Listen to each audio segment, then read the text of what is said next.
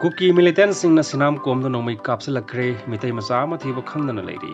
Kangla pausena phongmani taminase ngasi nungthil pung 3:30 rom tabada Impal East District ki manung channa leiba kongba maru manake bangai makha Sinam Kom area da KUKI militant singna Nongmei kapsinduna landarakre khulai matik chana paiba KUKI militant sing aduna kongba maru Sinam Kom area dagi ising thenbi sanje lokna jingba Meitei singna taba mafamda kanma mawngda Nongmei kapsilakhibani bom yauna Nongmei masing khangdana kaptharakiba aduda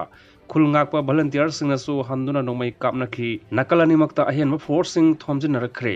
hajik phawbagi oina aswapan misimina yawbagi pawdi leitri Nongmei kapnarakpa asina maram oiraga mafam asigi akoibada leiba khunja sing lanjenaba yawre press na phangba thajaba yaba pawda thodok asida yimnam khonodagi Meitei macha ama thiba khangdana leiri hairi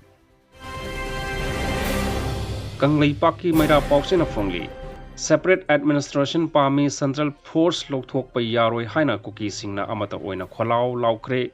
Patok Chakitaminase Kangpokpi District Ki Manung Channa Gambizang KUKI Khulda Ngasi Masing Yamlaba KUKI Nupa Nupi Kaya Punduna Separate Administration Pigadabane Haiduna Apun Makholau Laukre Masing Yamlaba KUKI Nupa Nupi Singna Ponsinduna Gampizang da mifam ama pangtholaba matungda KUKI singna tanduna lakliba separate administration ase pigadabani pidiba phawba separate administration gi khongjang handok loi haina lawbaga loinana